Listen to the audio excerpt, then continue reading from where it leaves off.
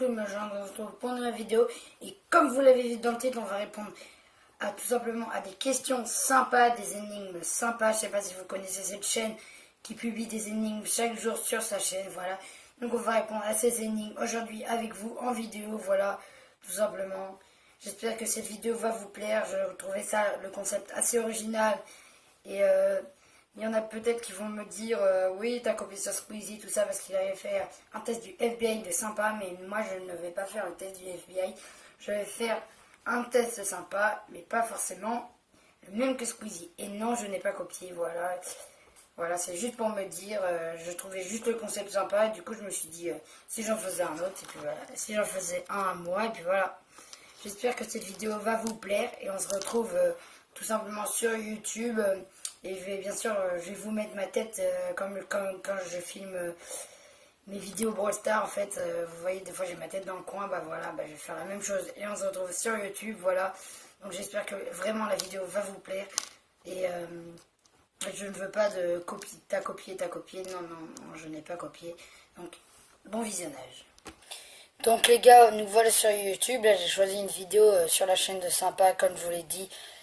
Voilà, donc là on va lancer la vidéo, c'est parti. Donc c'est 4 énigmes pour tester les capacités de ton cerveau. Es-tu de ces personnes qui aiment les énigmes compliquées? Alors Ouais. c'est ton jour de chance. J'aime bien Dans cette vidéo, énigmes tu compliquées. trouveras 4 énigmes qui vont t'aider à impressionner tout le monde avec le pouvoir de ta logique.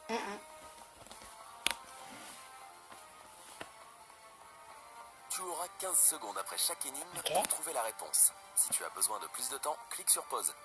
Tu auras tout le temps. Ah ouais. Prêt à relever le défi? Je sais que j'aurai Allez, tout le temps. c'est parti. Ne inquiétez pas. Je suis prêt à relever le défi, moi. 1. Fin du La monde. fin du monde. Ok. Ce mercredi-là, la vie dans la grande ville était normale. Ouais, Les gens se normal, ouais. grouillaient au travail, les taxis étaient bloqués dans les bouchons et les enfants allaient à l'école. Sans prévenir, un coup de tonnerre puissant a fait trembler le sol. Ouais. Bien sûr. Alors, ça touche le sol et l'immeuble à gauche se met soudainement du métro. à avoir du feu, bien sûr, au dernier étage. Ben oui, bah, c'est évident. Et après, l'immeuble, bien sûr, bah, il s'écroule. Bah, c'est évident. L'électricité s'est arrêtée d'un coup, laissant un vent de panique et de désespoir. L'électricité, elle s'est C'est éteinte. ainsi que la fin du monde a commencé. La fin du monde, oui, bien sûr.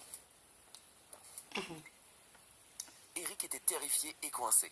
Certaines portes étaient fermées et le danger rôdait partout. Le jeune homme disposait d'une minute seulement pour choisir entre 4 portes. Simple. S'il choisissait la bonne, il avait une chance d'atteindre l'abri et de survivre. Mais un éboulement de gravats avait eu lieu derrière la première porte, ce qui l'a bloqué. La seconde porte débouchait sur un feu ravageur. Derrière la troisième porte se trouvaient des scies électriques et la quatrième porte cachait une inondation. Ils viennent pas te dire que l'électricité, elle était plus là. Choisi pour rester en vie? Ils viennent de dire que l'électricité, elle était plus là, on est d'accord. Il n'y avait plus d'électricité, on est d'accord. Tu as seulement 15 secondes pour aider Eric. Attends, ils viennent de dire qu'il n'y avait plus d'électricité. Je suis pas sourd quand même. Bah oui, bah c'est la 3 dans ces cas-là. S'ils disent qu'il n'y a plus d'électricité, ou s'il y a encore de l'électricité, il faut ouvrir la 4 et la mettre et éteindre le feu avec l'eau. Mais je pense que c'est la 3, vu qu'il n'y a plus d'électricité, ils ont dit. As-tu trouvé la solution? La porte 3 est la bonne réponse. Te rappelles-tu que l'électricité ne fonctionnait plus? J'avais raison. C'est pourquoi les scies électriques ne feront pas de mal à Eric.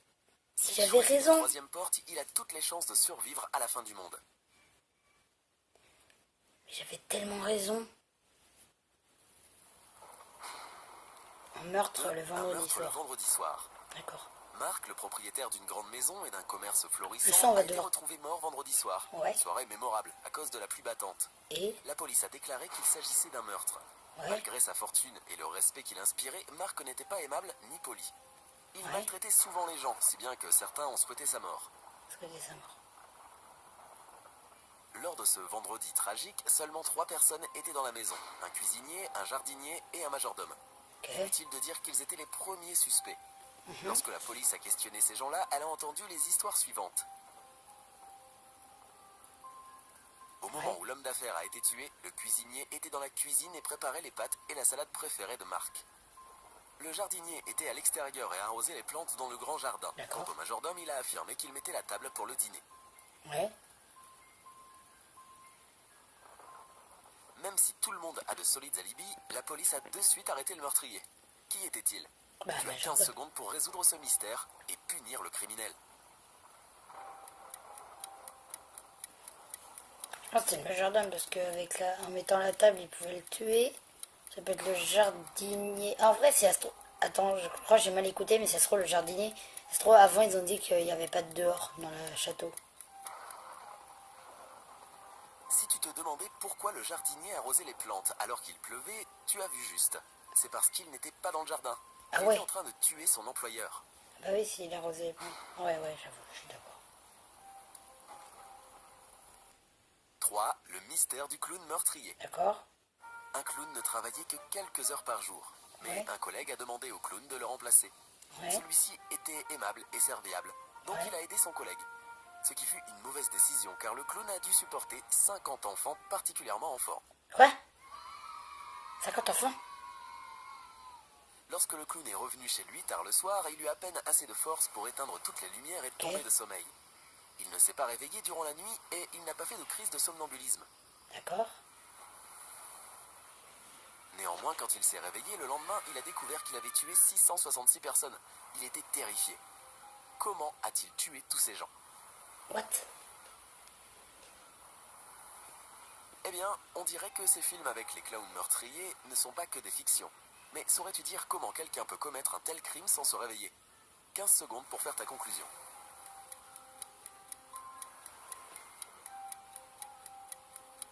C'est impossible. Attends. Il y avait une cinquantaine d'enfants. Mais sûr de 50 enfants? En fait, le clown vivait dans un phare. C'est pourquoi il n'avait que quelques heures par jour pour revêtir son costume de clown. Cette nuit-là, il était tellement fatigué qu'il a éteint toutes les lumières de sa maison. Cela a provoqué le naufrage de plusieurs bateaux qui a engendré la mort de 666 personnes. Bien sûr. Je viens d'avoir une idée de film génialissime. Et quand Le clown du phare. Non? Tu crois que ça ne marchera pas? Bon, tu d'accord. peux pas savoir s'ils vivaient dans le phare ou quoi. Un Ils n'ont pas meurtrier dit. dans une pièce fermée. Monsieur Jean a été retrouvé mort dans une mare de sang. Mais il n'y avait pas de fenêtre dans cette pièce et la porte était fermée de l'intérieur. D'accord. La police savait que Sherlock Holmes aimait ce genre de mystère. Ils ont donc immédiatement appelé le détective.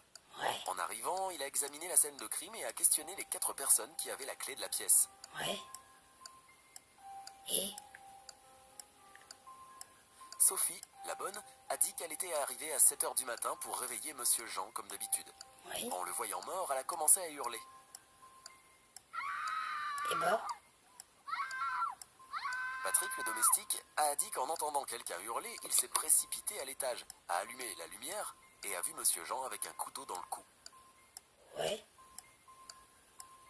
Mais c'est peut-être tout seul aussi. Anna, la gouvernante, a expliqué qu'elle a couru vers la chambre avec Patrick. Lorsque ce dernier a allumé la lumière, elle a tout de suite remarqué que la pièce était pleine de sang. Quant à Jack, le cuisinier, il a dit qu'il était en train de préparer le petit déjeuner à ce moment-là et qu'il n'avait rien vu. Ouais. Sherlock a de suite compris qui était le criminel. Tu as 15 secondes pour découvrir ce qu'il s'est passé. Bah c'est pas possible. Mais c'était tout seul en fait.